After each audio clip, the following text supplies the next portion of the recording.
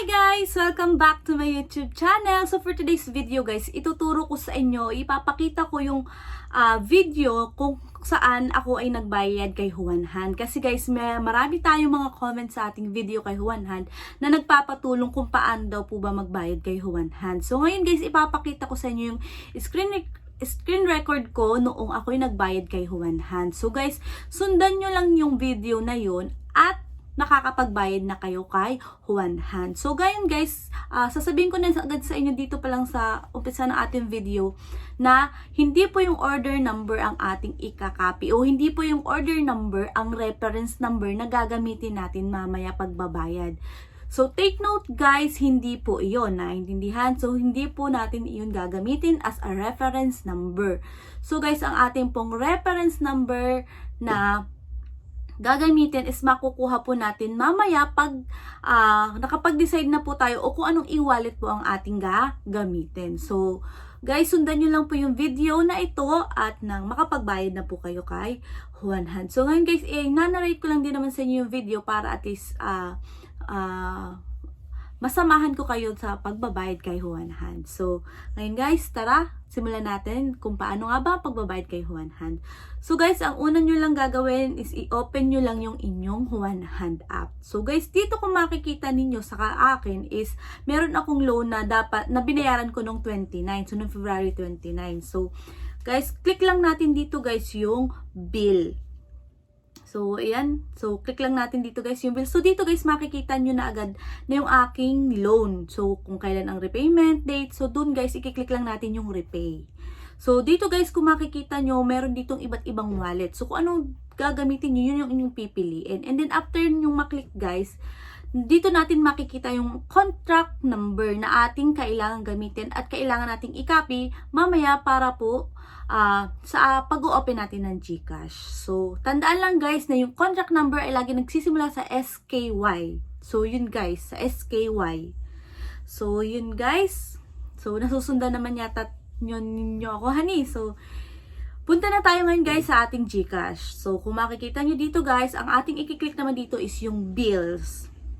So, click lang natin dito guys yung bills and then after nating maklik, so nandito naman ang ating i-click is yung loans. So, yung loans guys. And then, after po natin ditong i-click yung loans, narito na po yung iba't ibang billers. So, dito guys, isi-search lang natin yung SkyPay loan. So, yun guys. So, and then after nating ma-search guys, dito na natin ilalagay yung amount, yung contract number na ating kinapi kanina, ipipaste nyo lang, and then yung ating mobile number and the email. So, yun guys.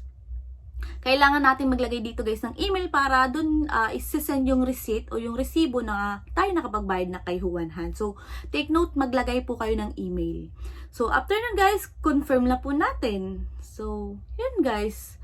After nating ma-confirm is atin pong isave yung payment. So, save po natin yung image. And then, guys, punta na tayo kay Juan Han. So, balikan natin yung ating Juan Han app and makikita nyo guys dito. So, meron dito sa may upper right side na merong message. So, click lang natin yun guys and makikita nyo guys dito, repayment notice. So, nag-message na si Juan Han na nagbayad na daw po ako ng 1,224 and successfully paid. So, yun guys. So, ganun lang guys kadali yung pagbabayad kay Juan Han. And guys, baka kayo magtataka na pagtingin nyo dun sa bill nyo is hindi pa po siya naka-appear na nagbayad kayo. So, hintayin lang po natin ng mga ilang minuto at mag-a-appear na po iyon. So, katulad nito guys. So, yung sa akin hindi siya agad-agad nag-appear. So, dito guys, mag-iintay tayo ng mga konting minuto lang naman. Hindi naman siya aabot ng kalahating oras. So, yun guys. So, balik ako kay message center and then, yan, dinouble check ko. And then, back uli tayo. And then, after nun guys, tingnan natin yung bill. So, nirefresh ko lang. And then, click natin yung bill. So, yun guys, 229 pa rin, February 29. Pero guys, tingnan nyo yung repayment dito. Kasi magbabayad uli ako sa March 31 naman. So ibig sabihin guys, nag-appear na siya. So, kasi iba na yung record niya dito.